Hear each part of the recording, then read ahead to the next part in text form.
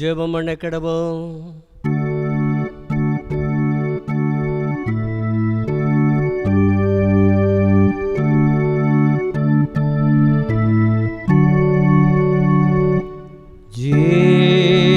ஜீவனுள்ள தேவனே, ஆவியே வாரும். ஜீவனுள்ள தேவனே, ஆவியே வாரும். நோரேகோ ஓரேகோ ஓரேவாக்கே நேரப்போ. ஜீவனுள்ள தேவனே, ஆவியே வாரும். அன்பின் ஆண்டவரே, உம்மை துதிக்கிறோம் நாதா. நீர் ஜீவனுள்ளவராக ஜீவனின் அதிபதியாக இருக்கிறதே நன்றி செலுத்துகிறோம். நீர் வாரும், நொறுக்கும், எங்களோடு கூட பேசும். குறிப்பாக இந்த நாளில் ஆண்டவரே, இந்த மாதத்தில் முதல் ஞாயிறு உம்முடைய சமூகத்தில் வந்து அப்பா பிதாவே என்று தொழுது கொள்ளும்படியாக கூப்பிடும்படியாக நீர் தந்த நல்ல புத்திர சுவிகாரத்துக்காக நன்றி செலுத்துகிறோம். இந்த ஆராதலே உம்முடைய தெய்வீக பிரசன்னத்தினால் நிறைத்தலும் ஆவியானவர் செயல்படும் மகிமைப்படுத்தும். மீட்பர் இயேசுவின் நாமத்தில் பிதாவே, ஆமென். ஆமென். தேவ நாம மகிமைக்காக நாம் யாவரும் எழுந்து நின்று 200 கீதம் 552 பாடுவோம். கீதம் 552.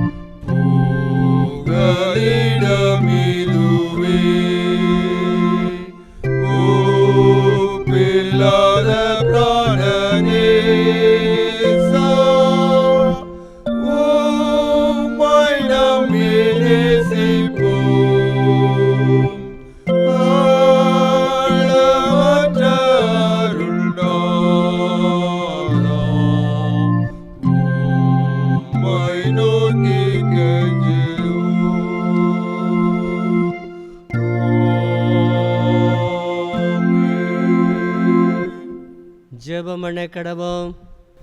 பரமண்டலில் இருக்கிற எங்கள் பிதாவே, உம்முடைய நாம பரிசுத்தப்படுவதாக, உம்முடைய ராஜ்யம் வருவதாக, உம்முடைய சித்தம் மறுமணத்திலே செய்வது போல பூமியிலையும் செய்யப்படுவதாக. அன்றுள்ள எங்கள் அப்பத்தை என்று தாரும். எங்களுக்கு உறவாய் குற்றம் செயல்கள் மன்னிக்கிறது போல எங்கள் குற்றம் எங்களுக்கு மன்னியும். எங்களை சோதனைக்கு பிரவேசிக்கப்படாமல் தீமென்று ரட்சித்துக் கொள்ளும். ஆமீன். எல்லா இருதயங்களையும் எல்லா விருப்பங்களையும் எல்லா ரகசியமும் அதிகிற சர்வபல தேவனே, நாங்கள் தேவரித்தில் பரிபூர்ணமாய் அன்பு கூறவும் உமது பரிசுத்த நாமத்தை உத்தமமாய் மகிமைப்படுத்தவும் எங்கள் கர்த்தராகிய இயேசு கிறிஸ்து நிமித்தம் உமது பரிசுத்தாவின் ஏவுதலால் எங்கள் இருதயத்தின் சிந்தனையை சுத்தம் பண்ணியுள்ளோம்.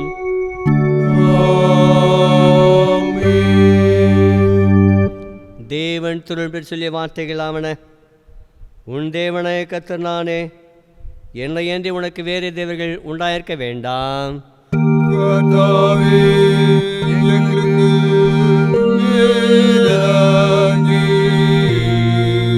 இந்த பிரமாணத்தை கைக்கொள்ள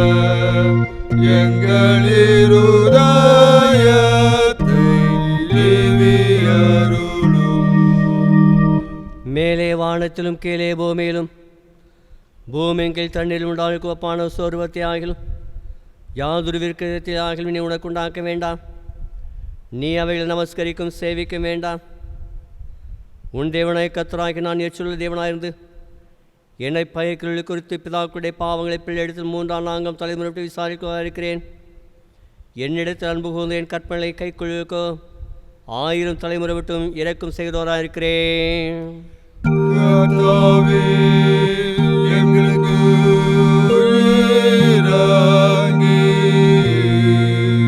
இந்த பிரமாணத்தை கைக்கொள்ள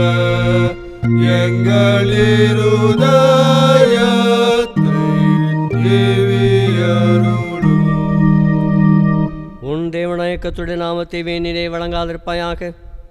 கர்த்தர் தம்முடைய நாமத்தை வேணிலே வழங்குவதை தண்டியாமல் விடா. எங்களுக்கு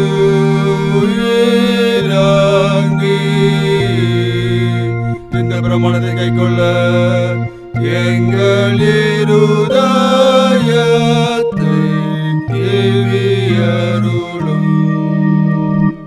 ஓய்வு நாளை பரிசுத்தமாக ஆசரிக்க நினைப்பாயாக. 6 நாளும் நீ வேலை செய்து உன் கையில் நான் நடப்பிப்பாயாக.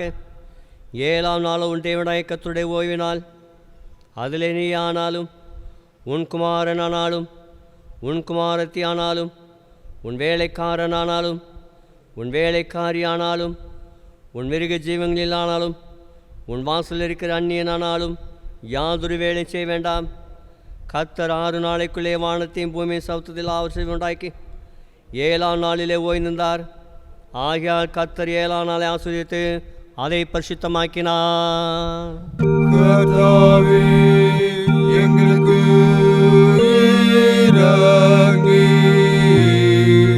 இந்த பிரமாணத்தை கைக்கொள்ள எங்கள்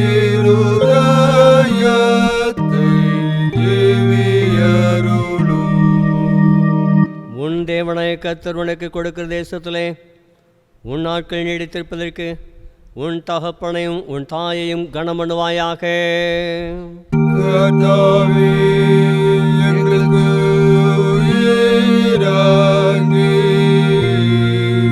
இந்த பிரமாணத்தை கைக்கொள்ள எங்கள்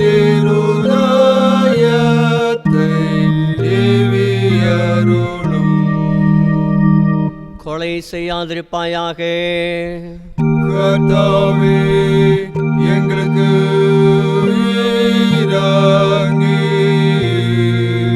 இந்த பிரமாணத்தை கைக்கொள்ள எங்கள்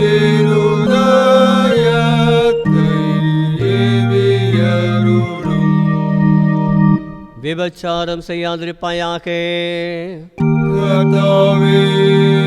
எங்களுக்கு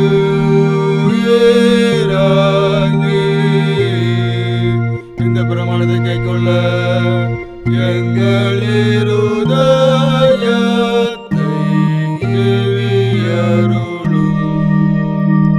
களவு செய்யாதிருப்பாயாக. எங்களுக்கு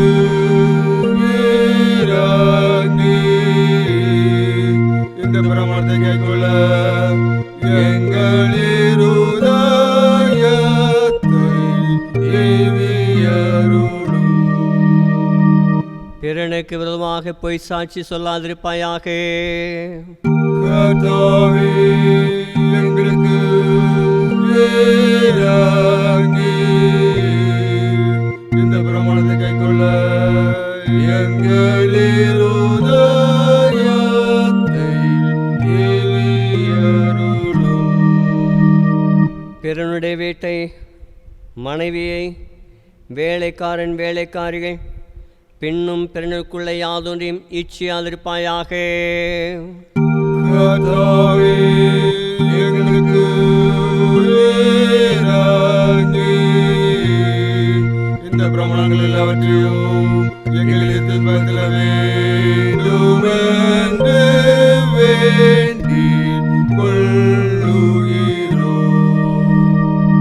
உயிர்த்தெழுந்த நாளுக்கு பின் வரும் 3ஆம் அரிசுருக்கு ஜெபம் வழித பிணர்களின் நீதி மார்க்கத்தில் திரும்பி வரும்படி உமது சத்தியத்தின் வழியை காட்டுகிற சர்வ வல்லமை தேவனே, கிறிஸ்து மார்க்கத்தின் ஐக்கியத்தில் சேர்க்கப்பட்ட யாவரும் தங்கள் மார்க்கத்தை ஏற்கால விலைக்கு போடவும் அதற்கேற்ற யாவையும் பின்பற்றி நடக்கும் எங்கள் கர்த்தராகிய இயேசு கிறிஸ்துவுமாய் கிருபை செய்துள்ளோம்.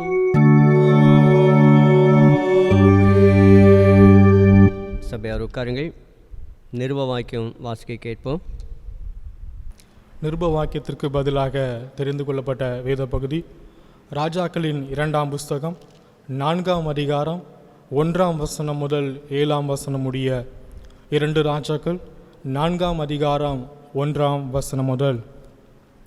தீர்க்கதரிசிகளுடைய புத்திரில் ஒருவனுக்கு மனைவியாய் இருந்த ஒரு ஸ்திரீ எலிசாவை பார்த்து, உமது அடியானாகிய என் புருஷன் இறந்து போனான், உமது அடியான் கர்த்தருக்கு பயந்து நடந்தான் என்பதை அறிவீர். கடன் கொடுத்தவன் இப்போது என் 2 குமாரரையும் தனக்கு அடிமைகளாக்கி கொள்ள வந்தான் என்றான். எலிசா அவளை நோக்கி, நான் உனக்கு என்ன செய்ய வேண்டும்? வீட்டில் உன்னிடத்தில் என்ன இருக்கிறது சொல் என்றான். அதற்கு அவள், ஒரு குடம் எண்ணெயே அல்லாமல் உமது அடியாளுடைய வீட்டில் வேறு ஒன்றும் இல்லை என்றாள். அப்பொழுது அவன், நீ போய் உன்னுடைய அயல் வீட்டுக்காரர் எல்லாரிடத்திலும் அநேக வெறும் பாத்திரங்களை கேட்டு வாங்கி உள்ளே போய் உன் பிள்ளைகளுடன் உள்ளே நின்று கதவை பூட்டி அந்த பாத்திரங்கள் எல்லாவற்றிலும் வார்த்து நிறைந்ததை ஒரு பக்கத்தில் வை என்றான். அவள் அவனிடத்திலிருந்து போய் தன் பிள்ளைகளுடன் கதவை பூட்டி கொண்டு இவர்கள் பாத்திரங்களை அவளிடத்தில் கொடுக்க அவள் அவைகளில் வார்த்தாள். அந்த பாத்திரங்கள் நிறைந்த பின் அவள் தன் மகன் ஒருவனை நோக்கி, இன்னும் ஒரு பாத்திரம் கொண்டு வா என்றாள். அதற்கு அவன், வேறே பாத்திரம் இல்லை என்றான். அப்பொழுது எண்ணெய் நின்று போயிற்று. அவள் போய் தேவனுடைய மனுஷனுக்கு அதை அறிவித்தாள். அப்பொழுது அவன், நீ போய் அந்த எண்ணெயை விற்று உன் கடனை தீர்த்து மீந்ததை கொண்டு நீயும் உன் பிள்ளைகளும் ஜீவனம் பண்ணுங்கள் என்றான் என்பது நிருப வாக்கியம் வாசித்து முடிந்தது.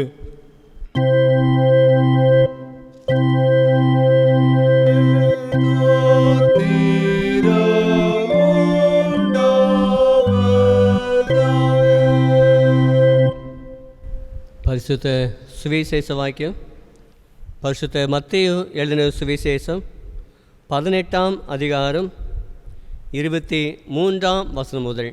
பரிசுத்த மத்தேயு 18ஆம் அதிகாரம் 23 முதல். எப்படியெனில், பரலோகராஜ்யம் தன் ஊழியக்காரத்தில் கணக்கு பார்க்க வேண்டும் என்ற ஒரு ராஜாவுக்கு ஒப்பாரிக்கிறது. அவன் கணக்கு பார்க்க தொடங்கின போது 10,000 தாளந்து கடன்பட்டவன் ஒருவனை அவனுக்கு முன்பாக கொண்டு வந்தார்கள். கடனை தீர்க்க அவனுக்கு நிர்வாகம் இல்லாதபடியால் அவனுடைய ஆண்டவன் அவனையும் அவன் பெஞ்சாதி பிள்ளைகளையும் அவனுக்கு உண்டான எல்லாவற்றையும் விற்று கடனை தீர்க்கும்படி கட்டளையிட்டான். அப்பொழுது அந்த ஊழியக்காரன் தாழ விழுந்து வணங்கி, ஆண்டவனே, என்னிடத்தில் பொறுமையாயிரும், எல்லாவற்றையும் உனக்கு கொடுத்து தீர்க்கிறேன் என்றான். அந்த ஊழியக்காரனுடைய ஆண்டவன் மனமிறங்கி அவனை விடுதலை பண்ணி கடனையும் அவனுக்கு மன்னித்து விட்டான். அப்படி இருக்க அந்த ஊழியக்காரன் புறப்பட்டு போகையில் தன்னிடத்தில் 100 வெள்ளிப்பணம் கடன்பட்டிருந்த தன் உடன் வேலைக்காரர் ஒருவனை கண்டு அவனை பிடித்து தொண்டையை நெரித்து, நீ பட்ட கடனை எனக்கு கொடுத்து தீர்க்க வேண்டும் என்றான். அப்பொழுது அவனுடைய உடன் வேலைக்காரன் அவன் காலில் விழுந்து, என்னிடத்தில் பொறுமையாயிரும், எல்லாவற்றையும் உனக்கு கொடுத்து தீர்க்கிறேன் என்று அவனை வேண்டிக் கொண்டான். அவனோ சம்மதியாமல் போய் அவன் பட்ட கடனை கொடுத்து தீர்க்கும் அளவும் அவனை காவலில் போடுவித்தான். நடந்ததை அவனுடைய உடன் வேலைக்காரர் கண்டு மிகவும் துக்கப்பட்டு ஆண்டவனிடத்தில் வந்து நடந்ததையெல்லாம் அறிவித்தார். அப்பொழுது அவருடைய ஆண்டவன் அவனை அழைப்பித்து, பொல்லாத ஊழியக்காரனே, நீ என்னை வேண்டிக் கொண்டபடினால் அந்த கடன் முழுவதையும் உனக்கு மன்னித்து விட்டேன். நான் உனக்கு இறங்கினது போல நீயும் உடன் வேலைக்காரனுக்கு இறங்க வேண்டாமோ என்று சொல்லி அவனுடைய ஆண்டவன் கோபமடைந்து அவன் பட்ட கடனெல்லாம் தனக்கு கொடுத்து தீர்க்கும் அளவும் உபாதிக்கிறவர்கள் அவனை ஒப்பு கொடுத்தான். நீங்களும் அவனவன் தன் சகோதரன் செய்த தப்பிதங்களை மனப்பூர்வமாய் மன்னியாமற் போனால் என் பரமபிதாவும் உங்களுக்கு இப்படியே செய்வார் என்றார் என்பது. கிறிஸ்துவுக்கே மகிமை உண்டாவதாக. வானத்தையும் பூமியோ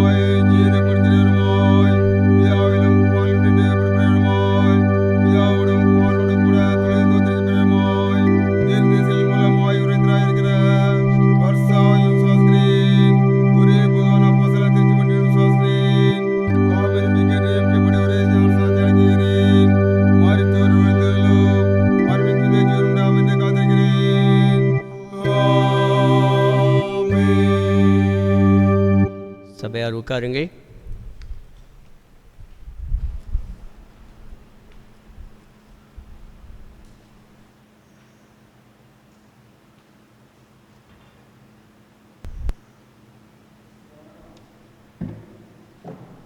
கிறிஸ்துவுக்குள் அன்பானவர்களே, உங்கள் அனைவரையும் ஆண்டவராகிய இயேசுவின் திருப்பெயரிலே வாழ்த்துகிறேன். இந்த நாளிலே நம்முடைய சிந்தனைக்கு ஆதாரமாக 2 ராஜாக்கள் 4ஆம் அதிகாரம் முதல் 7 வசனங்கள்.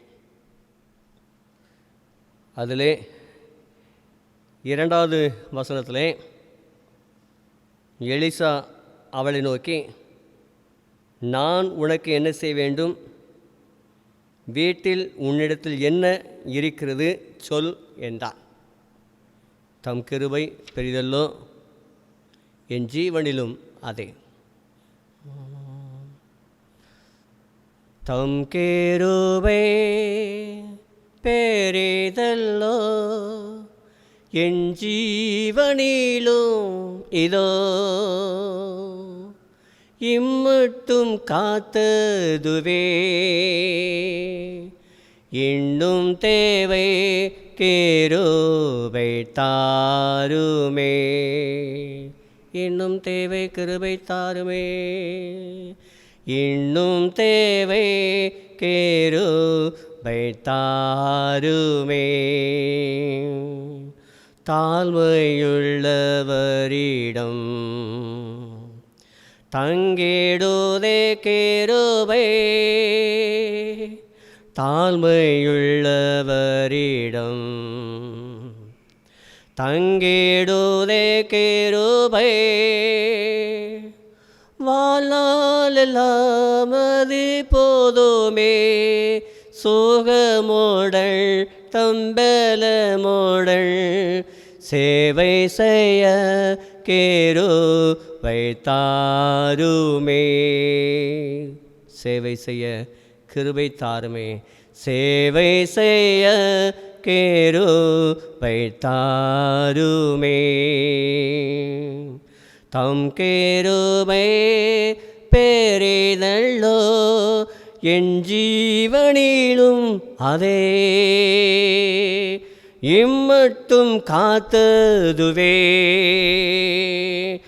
இன்னும் தேவை கிருபை தாருமே. இன்னும் தேவை கிருபை தாருமே. கிருபை நிறைந்த ஆண்டவரே, உம்முடைய கிருபைகளுக்காக நாங்கள் காத்திருக்கிறோம். ஆவியானவர் செயல்படும், எங்களை கிருபையினால் நிறைத்து நாங்கள் பலனடைய எங்களுக்கு உதவி செய்யும். மீட்பர் இயேசுவின் நாமத்தில் பிதாவே, ஆமென். அன்பானவர்களே, நாம் வாசிக்க கேட்ட இந்த வேத பகுதியிலே தீர்க்கதரிசியுடைய புத்திரரில் ஒருவனுக்கு மனைவியாக இருந்த ஒரு ஸ்திரீ எலிசாவை பார்த்து, உமது அடியானாகிய என் புருஷன் இறந்து போனான். உமது அடியான் கர்த்தருக்கு பயந்து நடந்தான் என்பதை நீர் அறிவீர். கடன் கொடுத்தவன் இப்போது என் 2 குமாரரையும் தனக்கு அடிமையாக்கி கொள்ள வந்தான் என்று சொல்லி தன்னுடைய நிலைமையை அங்கே சொல்கிறதை பார்க்க, தன்னுடைய புருஷனா எப்படிப்பட்டவன், கர்த்தருக்கு பயந்தவன், தீர்க்கதரிசி புத்திரரில் ஒருவன் என்று சொல்லி அங்கே பார்க்கிறோம். தன்னுடைய நிலைமையை அங்கே சொல்கிறார். அடிமைப்பட்டவன், ஒரு அடிமை, அதாவது கடன் கொடுத்தவன்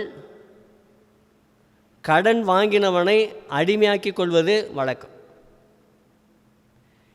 இங்கே 2 குமாரர்களை அடிமைகளாக்கி கொள்ளும்படியாக வந்து நிற்கின்ற ஒரு நிலை.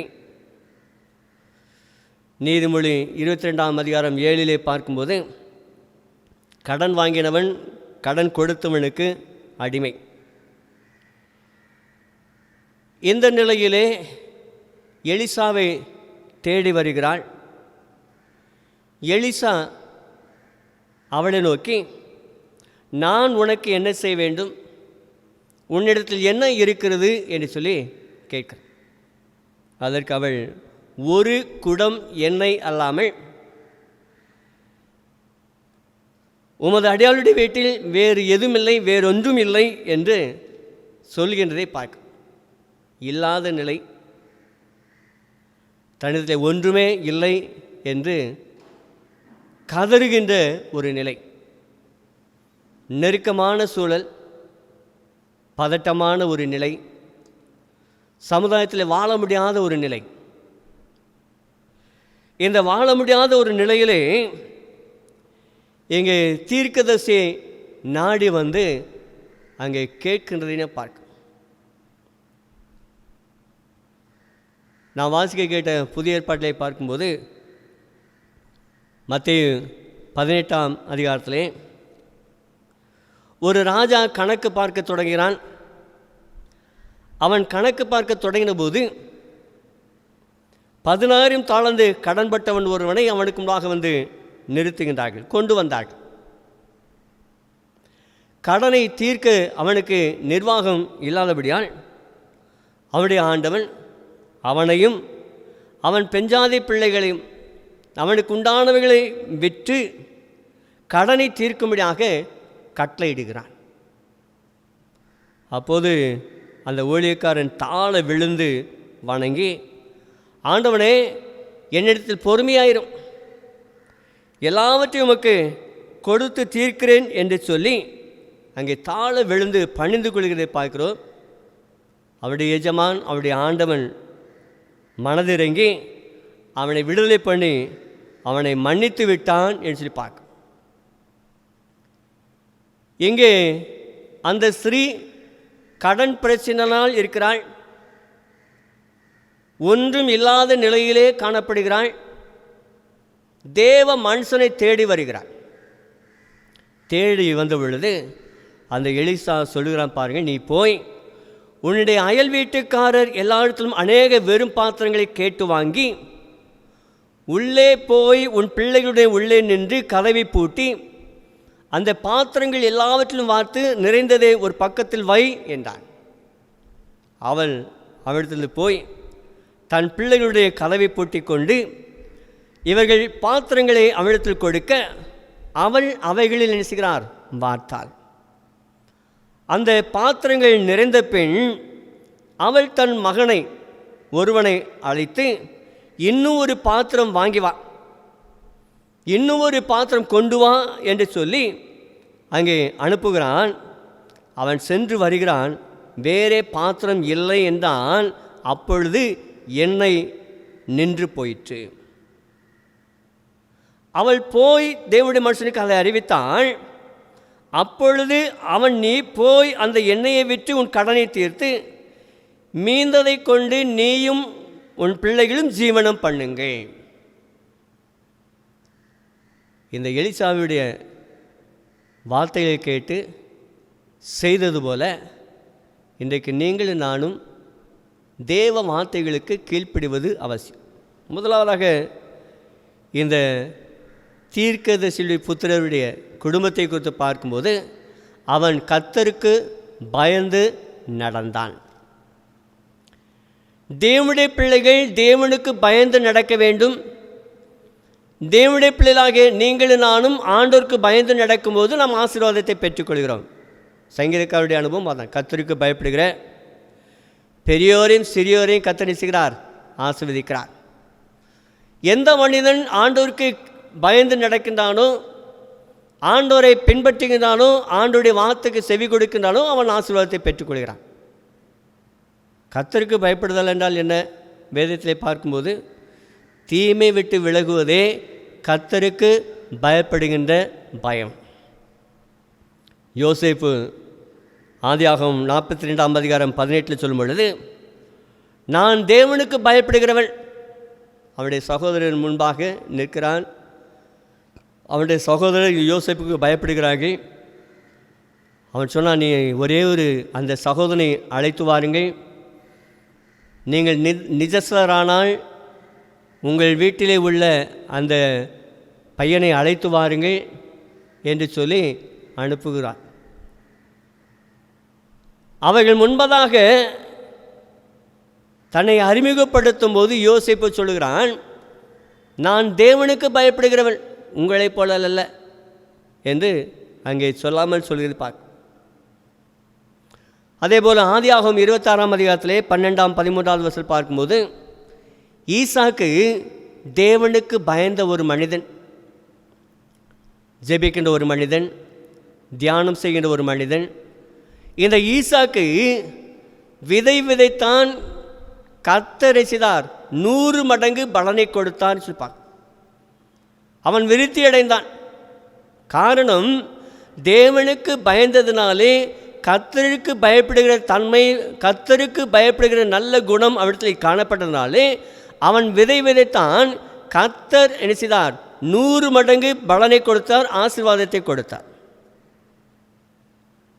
இந்த ஸ்ரீ தேவனுக்கு பயந்த குடும்பத்தில் உள்ள பெண். அவருடைய கணவன் தேவனுக்கு பயந்த ஒரு மனிதன். நீங்களும் நானும் தேவனுக்கு பயப்படும் பொழுது ஒன்றுமில்லாத நிலையிலே ஆண்டவர் நமக்கு நிறைவுகளை தருகிறார், ஆசீர்வாதத்தை தருகிறார். ஆதியாகமம் 22ஆம் அதிகாரத்திலே 12வது வசனத்தை பார்க்கும்போது கர்த்தர் ஆபிரகாமை பார்த்து சொல்லுகிறார், நீ தேவனுக்கு பயப்படுகிறவன் என்பதை அறிந்தேன். தன்னுடைய ஒரே மகனை அங்கே பலியிட சென்ற பொழுது கர்த்தர் அவனை தடுத்தாட்கொள்கிறார். ஆபிரகாமே, ஆபிரகாமே, உன் பிள்ளையாண்டமே கையப்படாதே என்று சொல்கிறார். அங்கே பின்னதாக ஒரு ஆட்டுக்குட்டி, அதை தேவனுக்கு பலி செலுத்தி வருகிறான். நீ தேவனுக்கு பயப்படுகிறேன் என்பதை அறிவேன் என்று ஆண்டவர் அங்கே வாக்கு கொடுக்கிறதை பார்க்கும். அதே போல் யாத்ராகமம் 2ஆம் அதிகாரத்தில் 1ஆம் அதிகாரத்திலே பார்க்கும்போது 21வது வசனத்திலே, யாத்ராகமம் 1:21 எகிப்தின் ராஜா எபிரேய ஸ்திரீகள் சிப்போரால் சிப்ரால் பூவாலை பார்த்து, பிறக்கின்ற பிள்ளைகள் ஆண் குழந்தையானால் பிறக்கும்போதே பிரசவம் பார்க்கும்போதே கொன்று விடுங்கள். ஆனால் இந்த ஸ்திரீகள் தேவனுக்கு பயந்ததினாலே ஆண் பிள்ளைகளை உயிரோடு காப்பாற்றினார்கள். அப்போது ராஜா கேட்கிறார், நீங்கள் செய்கிறது என்ன? பிள்ளைகளை உயிரோடு காப்பாற்றுகிறது என்ன என்று சொல்லி கேட்டபொழுது அந்த மருத்துவர்கள் பார்வோனுக்கு சொல்கிறார்கள், எபிரேய ஸ்திரீகள் எகிப்திய ஸ்திரீகளைப் போல அல்ல, நல்ல பலமுள்ளவர்கள். மருத்துவச்சி அவளிடத்தில் போகுமுன்னே அங்கே என்ன நடக்கிறது? பிரசவம் நடந்து முடிந்து விடுகிறது. இது நிமித்தம் தேவன் மருத்துவச்சிகளுக்கு நன்மை செய்தார். ஜனங்கள் பெருகி மிகுதி பலத்து போனார்கள். மருத்துவச்சிகள் தேவனுக்கு பயந்ததினாலே அவர்கள் குடும்பங்களை தழைக்கும்படி செய்தார். கிறிஸ்துக்கள் அன்பானவர்களே, தேவனுக்கு பயப்படுகிற பயம் நமக்கு வேண்டும். இந்த ஸ்திரீயானவள், அவளுடைய புருஷனானவள் தேவனுக்கு பயந்த ஒரு மனிதன். 1 சாமுவேல் 2:12 பார்க்கும்போது ஏலியின் பிள்ளைகள் பேலியாளின் மக்களாக இருந்தார்கள் என்று பார்க்கும். பேலியாளின் மக்களாக காணப்பட்டார்கள். ஆண்டவரை அறியவில்லை. கர்த்தருக்கு பயப்படுகிற பயம் அவளுக்கு என்னல்ல, காணப்படவில்லை. அவளுடைய தகப்பன் அவனை எச்சரிக்கிறார், எப்பா என் குமாரரே வேண்டாம், நான் கேள்விப்படுகிற இந்த செய்தி என்ன? கர்த்தருடைய ஜனங்கள் மீறி நடப்பதற்கு நீங்கள் காரணமாக இருக்கிறீர்களே. மனுஷனுக்கு விரோதமாக மனுஷன் பாவம் செய்தால் நியாயாதிபதி தீர்ப்பாக, ஒருவன் கர்த்தருக்கு விரோதமாக பாவம் செய்வனானால் அவனுக்காக யார் என்றார், அவனுக்காக யார் விண்ணப்பம் செய்வான்? ஆனால் இந்த ஏழின் பிள்ளைகளோ தங்கள் தகப்பன் சொல்லை கேளாமல் போனார்கள் என்று பார். தேவனுக்கு பயப்படுகிற பயம் மிக மிக அவசியமான ஒன்று. இரண்டாவதாக இங்கே நாம் பார்க்கும்போது, இந்த ஸ்திரீயானவள் எலிசா தீர்க்கதரிசியிலே வந்த பொழுது அங்கே அவர் சொன்ன ஆலோசனைகளை நிறைவேற்றுகிறதை பார்க்கும். அவர் சொன்ன வார்த்தைகளுக்கு அவர்கள் கீழ்ப்படுகின்றதை பார்க்கும். நீ போ, அயல் வீட்டு காலத்தில் போய் அநேக வெறும் பாத்திரங்களை கொண்டு வா, கேட்டு வாங்கி வந்து உள்ளே போய் உன் பிள்ளைகளுடனே நின்று கதவை பூட்டி அந்த பாத்திரங்கள் எல்லாவற்றில் மாத்திரம் நிறைந்ததை ஒரு பக்கத்தில் வை. வாங்கி அப்படியே ஊற்றுகிறாள். எல்லா பாத்திரங்களும் நிரப்பப்பட்டது. நிரம்பி வழிகின்ற அனுபவம், பாத்திரம் நிரம்பி வழிகின்ற ஒரு நல்ல அற்புதமான நேரம். அவள் அவனிடத்திலே தன்னுடைய பிள்ளையை அனுப்புகிறாள். இன்னும் ஒரு பாத்திரம் வாங்கி வா என்று சொன்ன பொழுது அவன் இல்லை என்றான். அங்கே வார்க்கப்பட்ட அங்கே எண்ணெய் நின்று போயிற்று. தேவ ஆலோசனைகளை நாம் கேட்கின்றவர்களாக காணப்பட வேண்டும். கர்த்தருடைய ஊழியரின் வார்த்தையை நாம் மதிக்கின்றவர்களாக, ஆலோசனைகளை கேட்கின்றவர்களாக காணப்பட வேண்டும். சங்கீதக்காரன் 32 சங்கீதத்தில் 8 சொல்லும்போது, நான் உனக்கு போதித்து நீ நடக்க வேண்டிய வழியை காட்டுவேன், உன்மேல் என் கண்ணை வைத்து உனக்கு ஆலோசனை சொல்லுவேன் என்று சொல்லுகிறதை பார்க்க. தேவ ஆலோசனைகளுக்கு நாம் செவி கொடுக்கின்றோமா? ஏசாயா 28:29 அவர் ஆலோசனையில் ஆச்சரியமானவர், அவர் செயலில் மகத்துவமானவர். நம்முடைய ஆண்டவர் ஆலோசனை கர்த்தர். ஆச்சரியமான ஆலோசனைகளை நமக்கு தருகிறார். அவருடைய செயல்பாடு மகத்துவமானது, நாம் நினைப்பதற்கு மேலான காரியங்கள் என்று பார்க்க. நம்முடைய வாழ்க்கையிலே தேவ ஆலோசனைகளுக்கு நாம் கீழ்ப்படுகின்றோமா? தேவனுடைய வார்த்தைகளுக்கு நாம் கீழ்ப்படுகின்றோமா? லூக்கா 5 ஆண்டவர் படகிலே இருந்து கொண்டு அநேகருக்கு போதகம் பண்ணி கொண்டிருக்கிறார். அந்த சீமோனுடைய பேதுரு என்று பார்க்கிறோம். அந்த சீமோனுடைய பேதுரிலே பேதுருடைய படகிலே உட்கார்ந்து ஜனங்களுக்கு போதகம் பண்ணினார். போதகம் பண்ணி முடித்த பிறகு சீமோனை நோக்கி ஆழத்திலே தள்ளி கொண்டு போய் மீன் பிடிக்கும்படி உங்கள் வலைகளை போடுங்கள் என்றார். இவன் சொன்னான், ஐயரே, முழுதும் பிரயாசப்பட்டும் ஒன்றும் அகப்படவில்லை. கடினமாக உழைத்தோம், நாங்கள் எவ்வளவோ பிரயாசப்பட்டோம், ஒன்றுமில்லை. கடின உழைப்பு, நல்ல முயற்சி, ஆனால் ஒன்றும் அகப்படவில்லை. ஆகிலும் உம்முடைய வார்த்தையின்படியே வலையை போடுகிறேன் என்றான். அப்படியே அவர்கள் செய்த பொழுது தங்கள் வலை கிழிந்து போகத்தக்கதாக மிகுதியான மீன்களை செய்தாக பிடித்தார்கள். மட்டுமல்ல, மற்ற படகிலிருந்து கூட்டாளிகள் வந்து தங்களுக்கு உதவி செய்யும்படி சைகை காட்டினார்கள். அவர்கள் வந்து 2 படகுகளும் அமிழத்தக்கதாக மீன்களை நிரப்பினார்கள், படகை நிரப்பினார். கிறிஸ்துவுக்கு அன்பானவர்களே, தேவனுடைய வார்த்தைக்கு நாம் கீழ்ப்படியும் பொழுது, தேவனுடைய ஆலோசனைகளுக்கு நாம் செவி கொடுக்கும்போது, அவர் நம்ம என்ன செய்கிறார்? ஒரு நாளும் வெறுமையாக நினைப்பதில்லை, அனுப்புவதில்லை.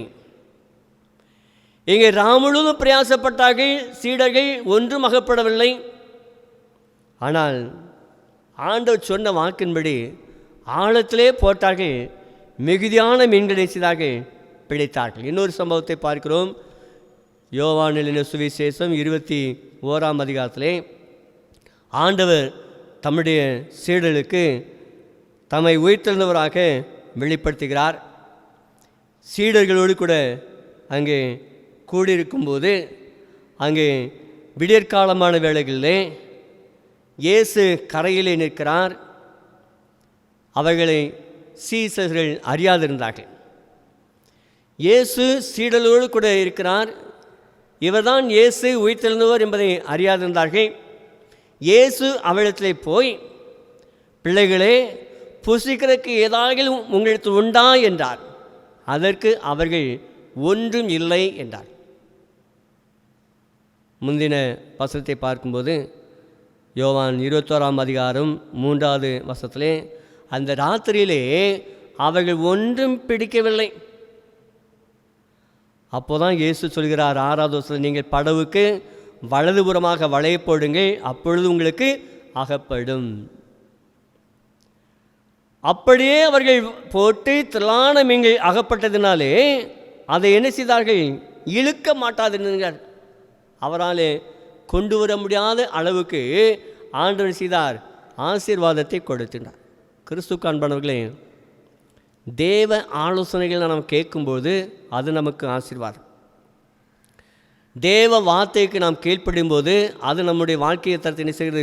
உயர்த்துகிறது. ஆழத்திலே போடுங்கள் என்றார்கள், போட்டார்கள், மிகுதியான மீன்களை பிடித்தார்கள். வலதுபுறமாக போடுங்கள் என்றார்கள், அங்கே மிகுதியான மீன்களை பிடித்தார்கள். உபாகமம் 28ஆம் அதிகாரத்திலே 1, 2வது வசனத்தை பார்க்கும்போது, நீங்கள் உங்கள் தேவனாய கர்த்தருடைய கட்டளையின்படி செய்ய கவனமாக இருக்கும்போது, நீ அவைகளுக்கு செவி கொடுக்கும்போது, இப்பொழுது சொல்லப்படும் ஆசீர்வாதங்களெல்லாம் உன்மேல் வந்து என்ன செய்யும்? உனக்கு பலிக்கும். நீ தேவனுடைய வார்த்தைக்கு செவி கொடுக்கும்போது, நீ தேவனுடைய வார்த்தையை கவனமாக இருக்கும் பொழுது, நீ அவைகளின்படி நடக்கும் பொழுது, இப்பொழுது சொல்லப்படும் ஆசீர்வாதங்கள் உனக்கு வந்து கிடைக்கும். கிறிஸ்துவுக்கு அன்பானவர்களே, தேவனுக்கு பயந்த பிள்ளைகளை ஆண்டவர் ஆசீர்வதிக்கிறார். தேவனுடைய வார்த்தைக்கு கீழ்ப்படுகின்ற பிள்ளைகளை கர்த்தர் என்ன செய்கிறார்? ஆசீர்வதிக்கிறார். நீங்களும் நானும் தேவனுக்கு பயப்படுற நல்ல பண்புகளை நாம் கடைபிடிக்க அழைக்கப்படுகிறோம். ஒன்றுமில்லை, ஒரு குடம் எண்ணெய் இல்லாமல் வேறொன்றுமில்லை. முழுதும் பிரயாசப்பட்டோம், ஒன்றுமில்லை.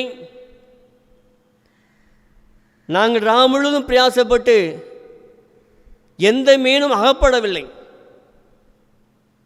ஆழத்திலே போடுங்கள் என்றார், போட்டார்கள். வலதுபுறமாக போடுங்கள் என்றார், போட்டார்கள். திரளான மீன்களை பிடித்தார்கள். இன்னொரு சம்பவத்தை பார்ப்போமானால் மத்திய எழுதின சுவிசேஷம் 14:17 ஆண்டவர் போதும் பண்ணி கொண்டிருக்கிறார். ஜனங்களுடைய செய்தியை கேட்டுக்கொண்டிருக்கிறார்கள். சாயங்கால வேளையிலே ஆண்டவர் இயேசு சீடர்களை பார்த்து சொல்கிறார், இவர்களை நீங்கள் வெறுமையாய் அனுப்பிவிடாதபடி இவளுக்கு போஜனம் கொடுங்கள் என்று ஆண்டவர் கட்டளை கொடுக்கின்றார். அதற்கு அவர்கள், இங்கே எங்களிடத்தில் 5 அப்பமும் 2 மீன்களும் வேறொன்றும் இல்லை என்றார்கள். பசியோடு கூட இருக்கின்றார்கள்.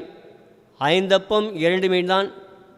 ஆனால் அந்த 5 அப்பம் 2 மீன் ஆண்டவத்திலே கொண்டு வரப்பட்டபோது ஆண்டவர் அவைகளை ஆசீர்வதித்தார். திரளான ஜனங்களை செய்தார்கள், சாப்பிட்டார்கள். 5000 பேர் சாப்பிட்டு திருப்தி அடைந்தார்கள். மீதியான துணிக்கைகளை 12 கூடை நிறையாக எடுத்தார்கள் என்று சொல்லி பார்க்க. ஸ்திரீகளும் பிள்ளைகளும் தவிர சாப்பிட்ட புருஷர்கள் ஏறக்குறைய 5000 பேராக இருந்தார்கள். ஒன்றும் இல்லை என்ற நிலையிலே நாம் சோர்ந்து போக வேண்டாம். இங்கே பாருங்கள், ஒரு நெருக்கடியான நிலையிலே இந்த ஸ்திரீயானவள் தேவனுக்கு பயந்து நடந்த ஒரு பெண்மணி தேவ ஊழியரை தேடி வருகிறாள். தேவ ஊழியரை தேடினதுமல்லாமல் தேவ ஊழியரின் வார்த்தைக்கு செவி கொடுக்கிறாள். அவருடைய ஆலோசனைகளை கேட்கிறாள். ஆண்டவர் அவருடைய குறைவுகளை நிறைவாக மாற்றினார்.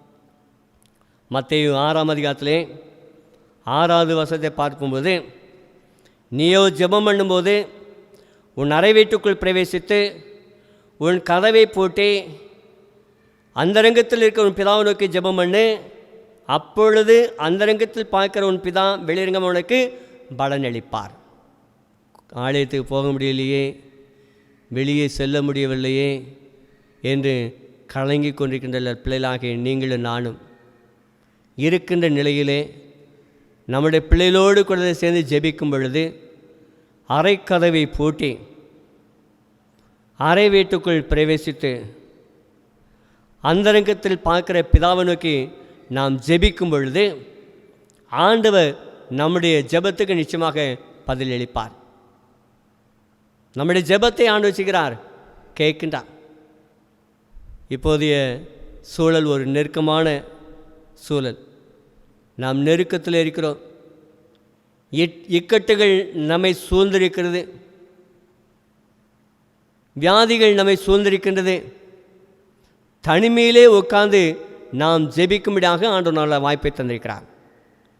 இந்த வாய்ப்பை நாம் பயன்படுத்தி தேவனுடைய ஆசீர்வாதத்தை பெற்றுக்கொள்ள ஆண்டவர் நமக்கு உதவி செய்வாராக. ஒன்றுமில்லாத நேரத்தில் ஆண்டவர் நமக்கு உதவி செய்கிறார். ஒன்றுமில்லா நேரத்தில் எல்லாம் எனக்கு உதவி செய்த கிருபையதே. ஒன்றுமில்லா நேரத்திலெல்லாம் எனக்கு உதவி செய்த கிருபையதே. கிருபையே கிருபையே மாறாத நல்ல கிருபையே. கிருபையே கிருபையே மாறாத நல்ல கிருபையே. உங்க கிருபதா என்னை தாங்குகின்றது. உங்க கிருபதா என்னை நடத்துகின்றது. நாம் யாவரும் இருந்தவனமாக கண்களை மூடி நாம் ஜெபிப்போம். அன்பின் ஆண்டவரே, ஒரு குடம் எண்ணெய் அல்லாமல் வேறொன்றும் இல்லை. முழுதும் பிரயாசப்பட்டும் ஒன்றுமில்லை. ஆனாலும் உம்முடைய வார்த்தையின்படி நாங்கள் போடுகிறோம். உம்முடைய ஆலோசனைகளுக்கு நாங்கள் செவி கொடுக்கிறோம். எங்களை ஆசீர்வதியும். எங்களை வெறுமையாக அனுப்பாதபடி நீ காத்துக்கொள்ளும். சங்கீதக்காரன் சொன்னது போல, என் பாத்திரம் நிரம்பி வழிகிறது என்று சொன்ன போல அந்த ஸ்ரீ என்னை வார்த்த பொழுது அடரே நிரம்பினது போல எங்களுடைய குடும்ப வாழ்க்கையிலே நிரம்பி வழிகின்ற அனுபவத்தை தார். மீட்பர் இயேசுவின் மூலம் கேட்கிறோம் ஜீவனுள்ள நல்ல பிதாவே, ஆமென். ஜெபம் செய்வோம். உலக அளவிலே கொரோனாவில் பாதிக்கப்பட்ட எண்ணிக்கை 31 லட்சத்துக்கு மேலாக அதிகரித்துள்ளது. உயிரிழந்தோரின் எண்ணிக்கை 2 லட்சத்துக்கு மேலே உள்ளது. கொரோனாவினால் பாதிக்கப்பட்ட மக்களுக்காக நாம் பாரத்தோடு நாம் ஜெபிப்போம். வெளிநாடுகளிலே இருக்கின்ற நம்முடைய இந்தியர்களுக்காக, நம்முடைய பிள்ளைகளுக்காக, நம்முடைய திருச்சபையின் பிள்ளைகளுக்காக நாம் ஜெபிப்போம்.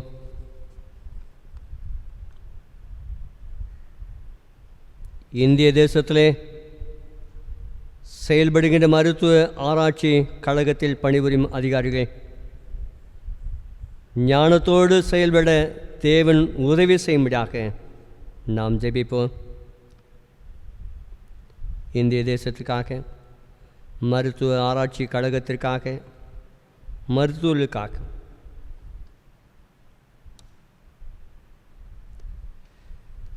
நம்முடைய தமிழ்நாட்டிற்காக நாம் ஜெபிப்போம். தேவன் தம் ஜெபத்தை கேட்டு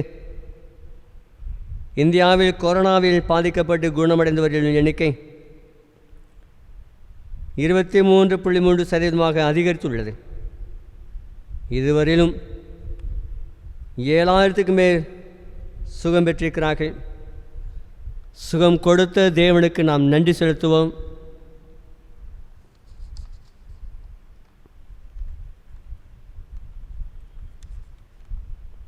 நம்முடைய தேசத்திலே அதிக பாதிப்புக்குள்ளான மாநிலங்களுக்காக ஜெபிப்போம். மகாராஷ்டிரா, குஜராத், டெல்லி, மத்திய பிரதேசம், ராஜஸ்தான் ஆகிய மாநிலங்களுக்காக. தீவிரமாய் பரவும் இந்த தொற்று நோய்களுக்காக. மரணமடைந்துள்ள எண்ணிக்கை உயர்ந்து கொண்டே போகிறது. கர்த்தர் இந்த மாநிலங்களிலே கிரியை செய்யும்படியாக இனி தீங்கை காணாதிருப்பாய் என்று ஆண்டவர் சொன்னது போல ஒவ்வொரு பிள்ளைகளையும் தீங்கு அணுகாதபடி நாம் ஜெபிப்போம். சென்னையிலே இருக்கின்ற நம்முடைய பிள்ளைகளுக்காக நாம் ஜெபிப்போம். சென்னை மற்றும் செங்கல்பட்டு பகுதியிலே சிறு பிள்ளைகள் அதிகம் பாதிக்கப்பட்டிருக்கிறார்கள். சிறு பிள்ளைகளை கர்த்தர் பலப்படுத்தும்படியாக, தீர்க்க ஆயுசு கொடுக்கும்படியாக, கண்மணி போல் கர்த்தர் காத்துக்கொள்ளும்படியாக நாம் ஜெபிப்போம். சென்னையில் உள்ள பெரியவர்கள், சிறியவர்கள்,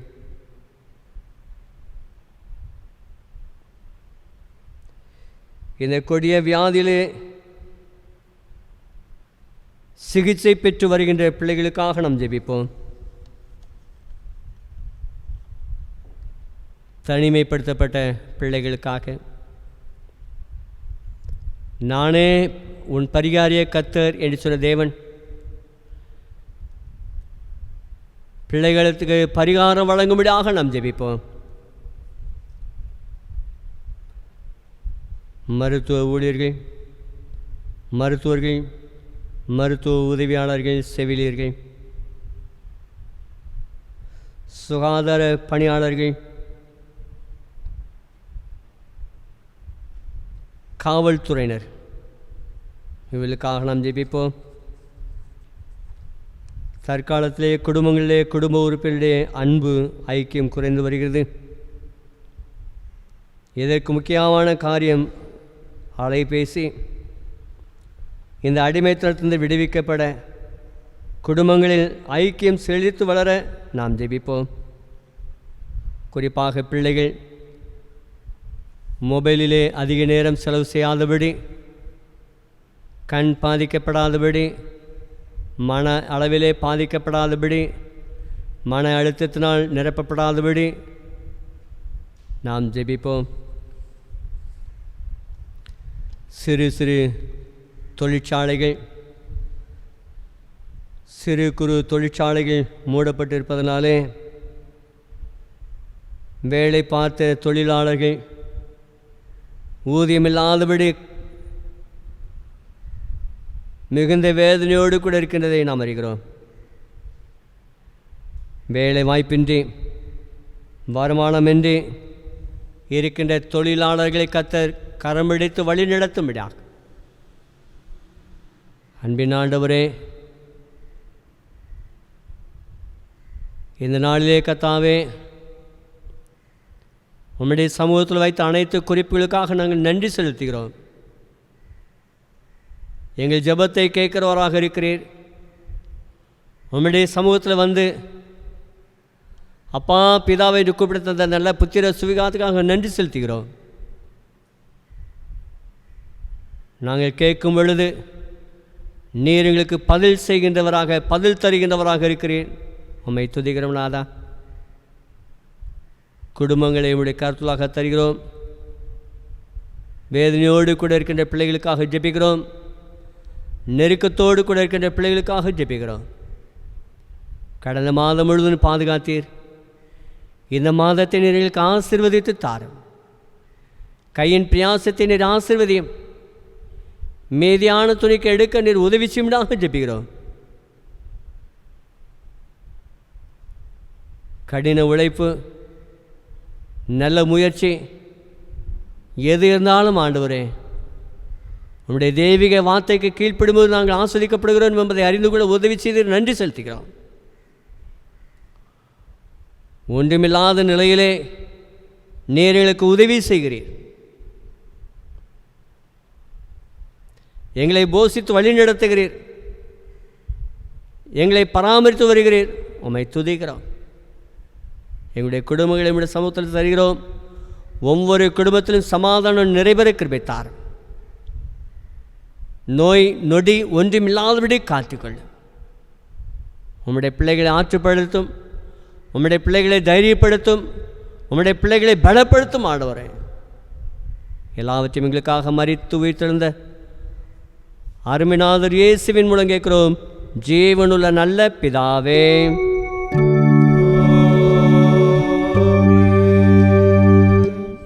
எல்லா புத்திக்கும் மேலான தேவ சமாதானம் உங்களிடந்து நீங்கள் தேவனை முடைக்குமாறாகும் நாதர் இயேசு கிறிஸ்துவை பற்றிய அன்பிலும் அருளித்திருக்கும்படி உங்கள் இறுதி சிந்தை காக்க கிடவது பிதா, குமாரன், பரிசுத்தாகிய சர்வ வல்லமை பொருந்தி தேவனுடைய ஆசீர்வாதம் உங்களுக்குள்ளது எப்பொழுதும் உங்களுடைய நிலைத்திருக்க கிடவது.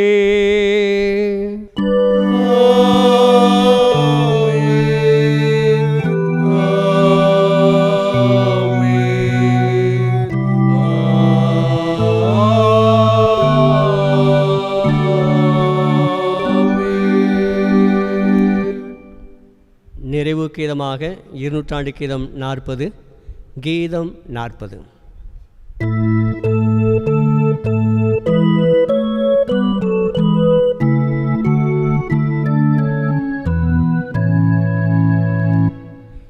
Yeah.